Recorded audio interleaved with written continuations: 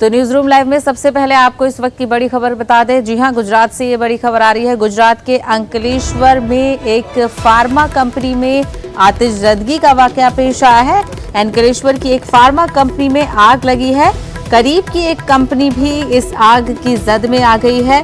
सड़क पर खड़ी ट्रक में भी आग लग गई। फायर ब्रिगेड की 5 गाड़ियां आग को बुझाने में मसरूफ है। तो गुजरात के अंकलेश्वर की एक फार्मा कंपनी में आग लग गई है और साथ ही साथ अंकलेश्वर फार्मा कंपनी के बराबर में जो एक और कंपनी थी वो भी इस आग की लपेट में आ गई है। और साथ ही साथ सड़क पर एक ट्रक खड़ा था जिसमें भी आग लग गई है। तो काफी शदीद आग ये बताई जा रही है।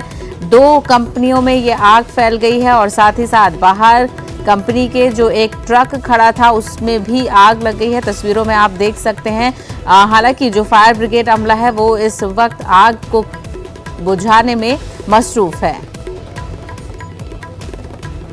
तो गुजरात के अंकलेश्वर का ये वाकया है जहां पर एक फार्मा कंपनी में आग लगी, जिसके बाद ये आग एक दूसरी कंपनी में भी फैली और बाहर में खड़ी हुई एक ट्रक में भी ये आग पहुंच गई। काफी दूर तक ये आग फैल गई है। आप तस्वीरों में देख सकते हैं। बाहर की तरफ जो गाड़ियां खड़ी हैं वो भी इस आग की जद में नजर आ रही हैं और फायर ब्रिगेड का अमला इस वक्त वहां पर पहुंच चुका है और आग को बुझाने की कोशिश की जा रही है।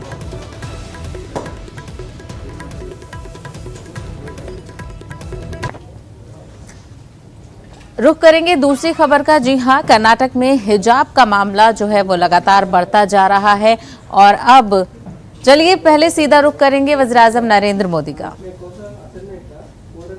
घटनाएं हो, सब संकटों को पार करके, सब कठिनाइयों को पार करके हमारे परिश्रमी हेल्थ वर्कर्स गांव-गांव तक पहुंचे, ज्यादा से ज्यादा लोगों का जीवन बचे, इसी लक्ष्य के साथ हमने काम किया। मैं हमारे युवा मुख्यमंत्री श्रीमान धामी जी को, उनकी पूरी सरकार को और उनके सभी कर्मचारियों को आज हृदय से बहुत बहुत अभिनंदन करने आया हूं, उनका धन्यवाद करने आया हूं। उन्होंने उत्तराखंड के नागरिकों की जान बचाने के लिए अपने जीवन की परवाह नहीं की। दूर दूर पहाड़ चढ़ करके भी उन्होंने वैक्सीनेशन का काम पूरा किया। यह छोटा काम नहीं है दोस्तों। पहले हमारे देश में एक एक वैक्सीन को लगाते लगाते 40-40 साल लग जाते थे। साथियों, यही लोग कहते थे कि पहाड़ों पर सड़कें बनाना आसान नहीं है, इसलिए यहां तो ऐसे ही चलना पड़ता है। लेकिन आज उत्तराखंड में चारों धामों को जोड़ने के लिए ऑल वेदर रोड का काम चल रहा है। जहां ये सड़क को मुश्किल बताते थे, वहां आज पहाड़ों पर रेल भी पहुंच रही है। तो आप सुन रहे थे उत्तराखंड से वज़ीर-ए-आज़म नरेंद्र मोदी को, जहां पर वो इंतखाबात के पेश नज़र तशहीरी मुहिम कर रहे हैं। आगे बढ़ेंगे और अब बात करेंगे कर्नाटक में जारी हिजाब तनाज़ा पर। तो एक बार फिर से सुप्रीम कोर्ट ने उबूरी समाज से इनकार कर दिया है। हाई कोर्ट के हुक्मनामे की जो अर्जी थी उसको सुप्रीम कोर्ट में चैलेंज किया गया था। उबूरी हुक्म को सुप्रीम कोर्ट में चैलेंज किया गया था। सुप्रीम कोर्ट ने कर्नाटक हाई कोर्ट के उबूरी हुक्म को चैलेंज करने वाली अर्जी पर फौरी समाअत करने से इनकार कर दिया है। Chief justice N V Ramana की बेंच ने कहा कि हम मुनासिब वक्त पर इस दरख्वास्त की समाअत करेंगे। इसी के साथ ही अदालत ने दरख्वास्त दायर करने वालों को मशवरा दिया है कि वो इस मामले को बड़े पैमाने पर न फैलाएं। Chief justice N V Ramana की बेंच ने अर्जी गुजारों से कहा कि वो इसे कौमी मसला ना बनाएं। अदालत ने वाज़ेह तौर पर कहा है कि दरख्वास्त गुजार इस मामले पर हाई कोर्ट के फैसले का इंतजार करें, जहां पीर को एक बार फिर समाअत होनी है। एसजी तुषार मेहता को रोकते हुए सीजेआई ने कहा कि हम तमाम शहरियों की बुनियादी हुकूक के तहफ़्फ़ुज़ के लिए बैठे हैं। मुनासिब वक्त आने पर इस मामले को सुनेंगे। वाज़ेह रहे कि कर्नाटक हाई कोर्ट ने समाअत मुकम्मल होने तक फिलहाल स्कूल कॉलेजों में हिजाब और बुर्के पर पाबंदी लगाई है।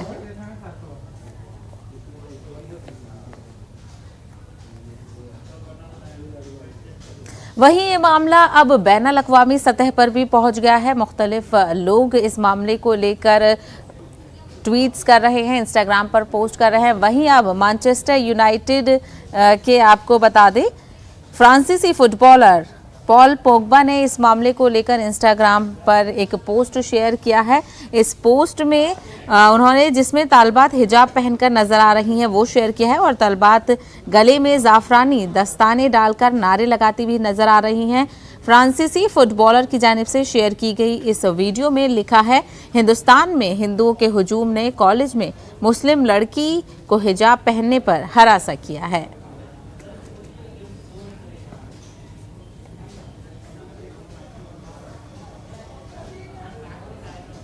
कर्नाटक में शुरू हुआ हिजाब तनाज़ा अब मुल्क के दीगर हिस्सों तक भी पहुंच रहा है। इस मामले को लेकर तमाम तर ख़वातीन सड़कों पर आ रही हैं, एहतजाज कर रही हैं और वहीं अपनी जो आवाज़ है वो बुलंद कर रही हैं। हम बात कर रहे हैं मालेगांव शहर की। आपको बता दें हिजाब की तायीद में मालेगांव के कल्लू स्टेडियम में मुस्लिम ख़वातीन ने बड़े पैमाने पर धरना दिया है। मालेगांव के मुसलमानों ने आज यौम हिजाब मनाने का ऐलान किया है। रुकन असेंबली मौलाना मुफ्ती इस्माइल ने हिजाब के खिलाफ आवाज़ उठाने वालों पर सख्त बरहमी जाहिर की है। उन्होंने कहा कि ख़वातीन का बाहिजाब रहना इस मुल्क की रिवायत है। वहीं मालेगांव की मेयर ताहिरा शेख रशीद ने उर्दू घर को मुस्कान खान के नाम से मौसूम करने का ऐलान किया है।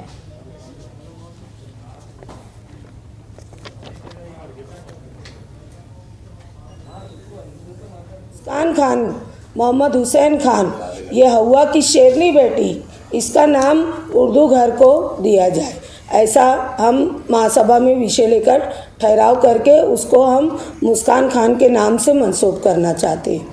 क्योंकि ये जो शेरनी बेटी ये इतनी बहादुरी से फ़िरका परस्तों की आँख में आग डालकर इसने जो हमारी हवा की बेटियों को जो हौसला बख्शा है और जो हमारे समाज के लिए, हमारे हिजाब के लिए जो लड़ी है, तो उसको इनाम मिलना चाहिए। तो हम उर्दू घर को मुस्कान खान नाम देकर उसको इनाम, उसको ये तोहफा देना चाहते हैं। हिजाब के तौर पर मनाने का एक गुजारिश की है, एक ऐलान किया है और उसका बैकग्राउंड ये है कि हमारे शहर की और जहाँ तक हमारी आवाज़ जाती हो वहाँ तक हर मुसलमान औरत पर्दे के साथ रहे, बेपर्दा अपने घर के बाहर ना निकले, ताकि लोगों तक ये पैगाम जाए कि पर्दा हमारी शरीयत का हुक्म है और हमारा ये आईनी हक है, कोई हमसे ये हक छीन नहीं सकता। सीधा रुख करेंगे बरेली का, जहां पर वज़ीर दाखिला अमित शाह खिताब कर रहे हैं। फिर बाप ही कहता था, बेटा मैं तो बीमारी से मर जाऊंगा, मगर मेरा इलाज का जो ऋण होगा उससे तू भी मर जाएगा, तेरा परिवार भी मर जाएगा। मुझे ले चल घर में, जो भगवान ने किया है वो होगा। गरीब के घर में बीमारी सिर्फ बीमारी नहीं लाती थी, ढेर सारी दिक्कतें लाती थी। भारतीय जनता पार्टी की नरेंद्र मोदी सरकार ने हर गरीब को 5 लाख तक का सारा इलाज फ्री ऑफ कॉस्ट करने के लिए प्रधानमंत्री आयुष्मान भारत योजना का कार्ड लाया। आज गरीब बेटा भी बहुत बड़ी से बड़ी बीमारी में अपने पिताजी का इलाज करा सकता है, गरीब मां अपने बच्चे का इलाज करा सकती है। मैं पूछना चाहता हूं, नाम तो समाजवादी पार्टी रखा है, अखिलेश बाबू आपके शासन में गरीबों को ये फायदा क्यों नहीं मिला था? मिला था भाई, बताओ, मिला था? अभी कोरोना आया, कितना लोगों ने टीका लगाया? हाथ ऊपर करो तो जरा, सबका लगाया है ना? मंच वाले भी करो भाई, टीका किसने लगाया है? सबका लगाया है ना? जब टीका इजाद कर लिया गया, उसको परमिशन दिया गया, अखिलेश बाबू ने ट्वीट करा कि मोदी टीका है, मत लगाइयो, मैं भी नहीं लगाऊंगा। 1 महीने में तो डर कर दुम दबाकर उन्होंने टीका लगा दिया। मित्रों, अगर उनकी सुनती उत्तर प्रदेश की जनता, हालांकि सुनती नहीं है, तो तीसरे चरण में उत्तर प्रदेश सलामत रह पाता क्या? बताओ भाई, रह पाता? जरा जोर से बोलो, रह पाता क्या? और जोर से बोलो, रह पाता क्या? मित्रों, मोदी जी ने 130 करोड़ की जनता को टीका लगाकर कोरोना से सुरक्षित करने का काम भारतीय जनता पार्टी के प्रधानमंत्री नरेंद्र मोदी जी ने किया है। इतना ही नहीं, उत्तर प्रदेश के 15 करोड़ लोगों को 2 साल तक प्रति व्यक्ति 5 किलो अनाज free of cost Modi ji ने भेजा। योगी जी ने दलहन, तेल, नमक भी साथ में भेजने का काम किया और 2 साल तक गरीब का चूल्हा जलता रहा। ये काम भारतीय जनता पार्टी की नरेंद्र मोदी सरकार ने किया है। मित्रों, अभी अभी हमने एक घोषणा पत्र जारी किया है और घोषणा पत्र में हमने किया है कि उत्तर प्रदेश के सभी किसानों को फ्री ऑफ कॉस्ट मुफ्त में बिजली देने का संकल्प भारतीय जनता पार्टी ने किया। गरीब तो उत्तर प्रदेश असेंबली इंतखाबात के पेश नज़र आज वज़ीर दाखिला अमित शाह बरेली में पहुंचे हैं, जहां पर उन्होंने खिताब किया और अपनी पार्टी यानी बीजेपी की तमाम हुसूलियाबियों को गिनाया। आगे बढ़ेंगे, बात करेंगे कर्नाटक हिजाब मामले की। जी हां, कर्नाटक हिजाब मामले ने मुस्लिम खवातीन को तशवीश में मुब्तला कर दिया है। जमात इस्लामी हिंद औरंगाबाद की खवातीन विंग का कहना है कि मुल्क में मजहबी मनाफरत फैलाकर जो इक़्तिदार की राह है वो हमवार करने की मज़मूम कोशिश की जा रही है। हमारा मानना यह है कि हम जब एजुकेशनल इंस्टीट्यूशंस की बात कर रहे हैं तो किस तरह हमारा सिस्टम बेटी बचाओ बेटी पढ़ाओ के जो नारे लगाता था आज उसको डिमोनाइज करने में लगा हुआ है। बिल्कुल हुलिगनिज्म या गुंडागर्दी का जो सिस्टम है इसको वो बढ़ोतरी दे रहे हैं, सपोर्ट कर रहा है। जो वीडियोस हम देख रहे हैं वो बहुत ज़्यादा मतलब इतने डिसअपॉइंटिंग है, जहाँ एक अकेली लड़की को तन्हा पूरा का पूरा एक मॉब घेर लेता है। तो ये सुल्ली बाई बुल्ली बाई ये इस तरह के ऐप्स और इस तरह की जो चीज़ें हैं लिंचिंग्स है, उनके ऊपर वक्त पे अगर एक्शन लिया जाता, प्लानिंग की जाती, पुलिस का एक्शन, गवर्नमेंट का एक्शन लिया जाता, तो आज हमको ये नज़ारे देखने में नहीं आते। ये बात समझ में आती है कि एक सियासी खेल खेला जा रहा है, बहुत एक गंदा खेल है जो स्टूडेंट्स के साथ खेला जा रहा है और इस पर रोक लगाने की बहुत ज़्यादा ज़रूरत है ताकि हम हमारे फ्यूचर को सेव कर सके। और आज जो हमारे मेन प्रॉब्लम्स है, पॉवर्टी है, महंगाई है, उसके ऊपर ज़्यादा अगर गवर्नमेंट काम करे तो वो बहुत ज़्यादा यूज़फुल होगा, फ्रूटफुल होगा हमारे लिए। तो हमारी ये रिक्वेस्ट है कि अगर इन लोगों को जो इस तरह का खेल खेलना चाहते हैं, सियासी गंदा खेल खेलना चाहते हैं, उन्हें लगाम लगाई जाए, उन पर केस फाइल किया जाए और लड़कियों को जो हक हासिल है, जिस तरह से वो रहना चाहती है, जो उन्हें आर्टिकल 25 देता है, उसे पूरी आज़ादी है कि वो उसका यूज़ कर सके। कुरान में अल्लाह का आदेश है कि महिलाएं अपने ऊपर चादर यानी हिजाब डाले रखे, इसलिए हम अपनी मर्जी से इसे पहनती है, ये हमारी ज़रूरत भी है। इसमें पुरुषों की कोई ज़बरदस्ती नहीं है। हिजाब को इशू बनाकर हमें एजुकेशन से रोकना नहीं चाहिए, क्योंकि ये हमारा मूलभूत और संवैधानिक अधिकार भी है। इस मुद्दे पर जो नॉन मुस्लिम भाई और बहनें हमको सपोर्ट कर रहे हैं, साथ दे रहे हैं, हम उनके बहुत आभारी हैं। महाराष्ट्र के जलगांव में हिंदू मुस्लिम खवातीन ने आपसी यकजहती का इजहार करते हुए हिजाब की हिमायत में धरना दिया। इस मौके पर खवातीन ने जिला कलेक्टर के तवस्सुत से सदर जमहूरिया को एक मकतूब भी रवाना किया है, जिसमें तमाम खवातीन ने अपने दस्तखत किए हैं और हिजाब की हिमायत में ये मकतूब रवाना किया गया है। वहीं आपको बता दें, गैर मुस्लिम खवातीन ने हिजाब की मुखालिफत को बदबख्ताना हरकत करार दिया और हिजाब की मुखालिफत करने वाले शरपसंदों के खिलाफ फौरी कार्रवाई का मुतालबा किया है। खवातीन का कहना है कि हिजाब की आड़ में मुस्लिम तालिबात को तालीम से महरूम करने की साजिश की जा रही है। इस मौके पर खवातीन ने कसीर तादाद में धरने में शिरकत की। ठाकर जिसने मालेगांव में बम धमाके किए थे, वो भगवा ड्रेस पहनकर पार्लियामेंट में बैठ सकती है, तो हम मुस्लिम ख्वातीन और हम मुस्लिम लड़कियां कॉलेज में हिजाब पहन के क्यों नहीं बैठ सकते? और योगी जी जो पार्लियामेंट में अपना भगवा ड्रेस पहन कर बैठते हैं, तो उनका भी तो ड्रेस है ना, तो हम लोग क्यों नहीं हमारा हिजाब पहन के कॉलेज में बैठ सकते? हमारे यहाँ के छोटे बच्चे जब दुकान पर गुड़िया खरीदने जाते हैं तो उसके साथ वो दुपट्टा मांगती है। तो इससे तो आपको समझना चाहिए कि हम मुस्लिम ख्वातीन हमें ये हिजाब हमारे अल्लाह ने दिया है और हम लोग इसे ज़रूर पहने। कर्नाटकामध्ये असा प्रकार घडला की त्या विद्यार्थ्यांना अडवलं गेलं.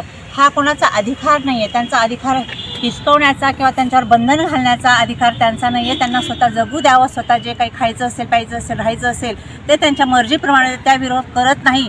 याच आमचा निवेदनाचं एवढा विषय मुख्य आहे आणि या विषयाला न्याय मिळावा अशी माझी इच्छा आहे. कर्नाटकमधून जी घटना घडलेली आहे मुस्लिम महिलांसाठी की त्यांनी नकाब न लावता कॉलेजला येऊन शिक्षण घ्यायला पाहिजे, ही खूप निंदनीय गोष्ट आहे.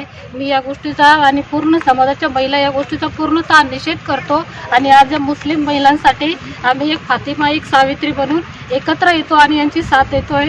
आजपर्यंत माझ्या तरी निदर्शनात असं कधी आलं नाही की कोणत्याही मुस्लिम बांधवांनी आपल्या हिंदू महिलेला कोणत्याही गोष्टीची बंदी आणली किंवा कॉलेजला शिक्षणामध्ये त्यांना कोणत्याही व्यवस्था अडवण्यात आला. तसं आपल्याही सगळ्यांनी यांनाही हीच विनंती. हम सबके ज़िंदगी में कोई ना कोई ऐसा होता है जिसे हम रोल मॉडल मानते हैं या फिर जिनसे हम मुतासिर होते हैं. हमारी पहल बायजूस यंग जीनियस के इस सीज़न में कई ऐसे सितारे मिले जो किसी न किसी के रोल मॉडल हैं. इस हफ्ते हम आपको मिलवाएंगे बेहतरीन अदाकारा मौनी रॉय से.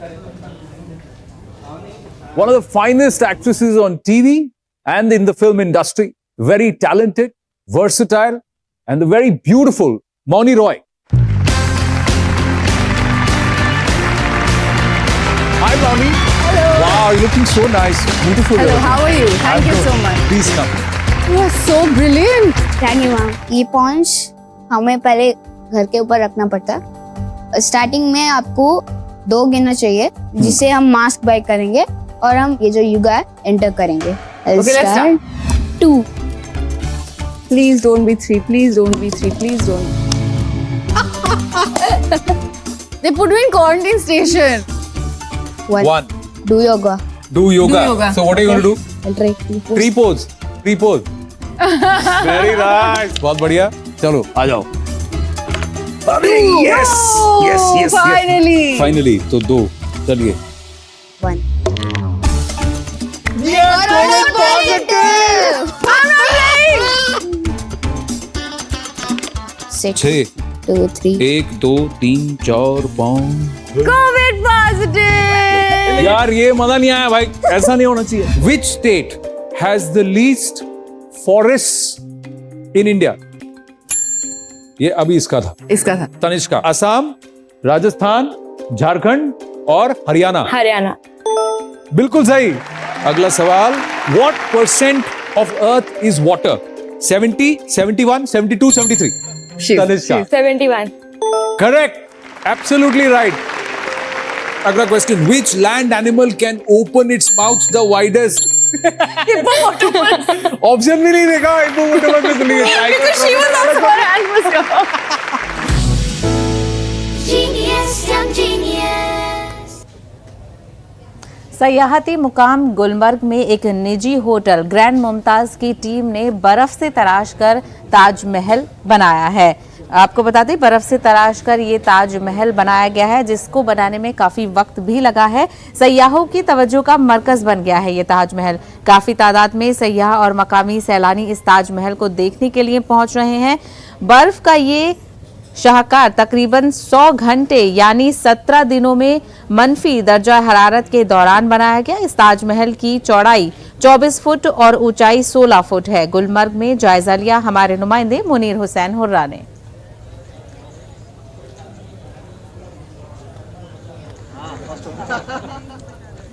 इस वक्त मैं मौजूद हूँ सयाहती मकाम गुलमर्ग में, और जिस तरह हमने देखा है कि गुलमर्ग के अंदर मुख्तलिफ जो स्नो के मुख्तलिफ शाहकार बनाए जाते हैं, वो इसके साथ साथ आज यहाँ पे ग्रैंड मुमताज़ जो रिज़ॉर्ट है, उन्होंने एक पहल शुरू की है. उन्होंने ताजमहल यहाँ पे बर्फ़ से तराशा है. और जिस तरह ताजमहल अगर देखा जाए दुनिया के अंदर 7 अजायबात में से ताजमहल माना जाता है, और जब उसी ताजमहल की नकल की जाती है वो भी बर्फ़ से, तो कुछ अजीब और हैरान कुन दिखाई देता है.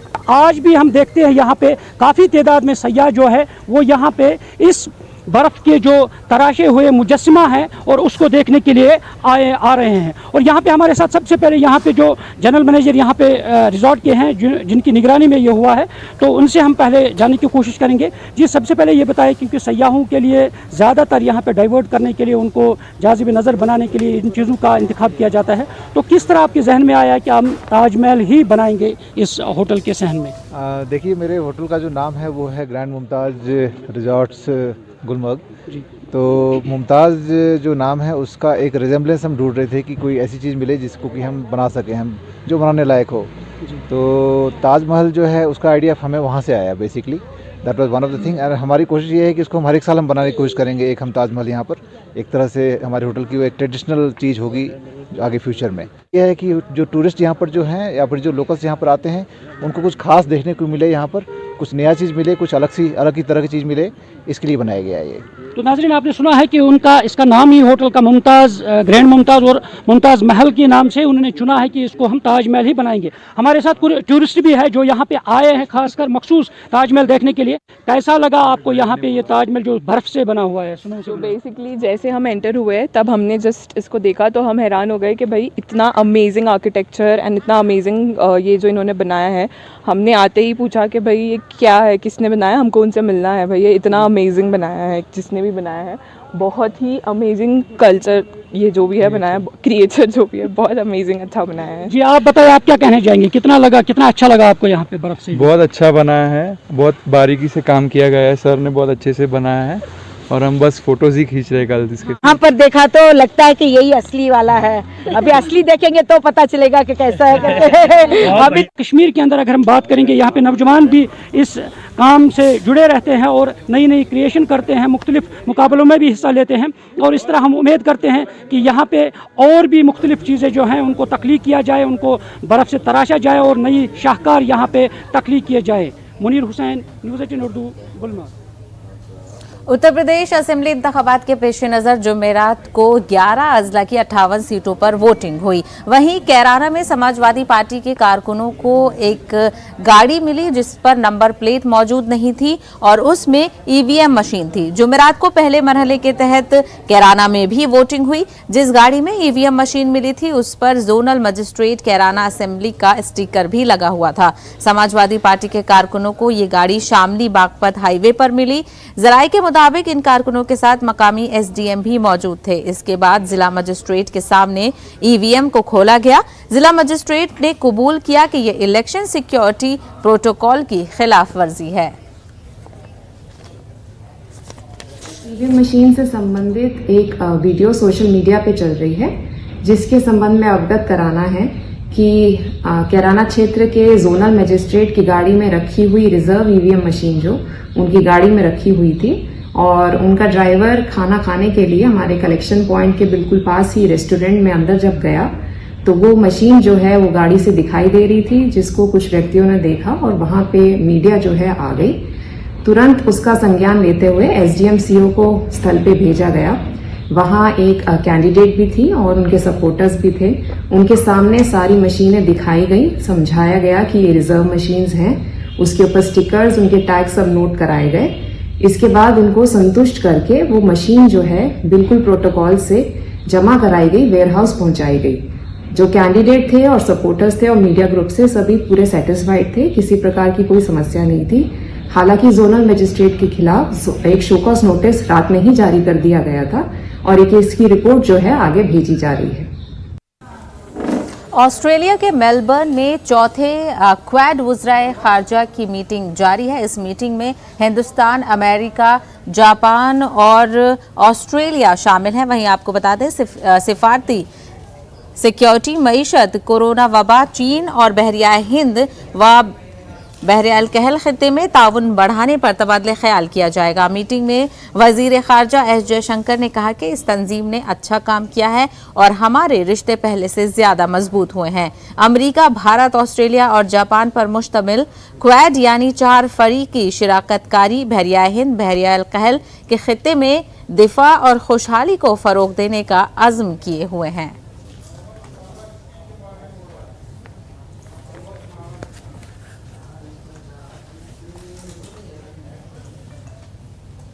न्यूज रूम लाइव से खबरों में फिलहाल इतना ही। दीजिए इजाजत, आदाब।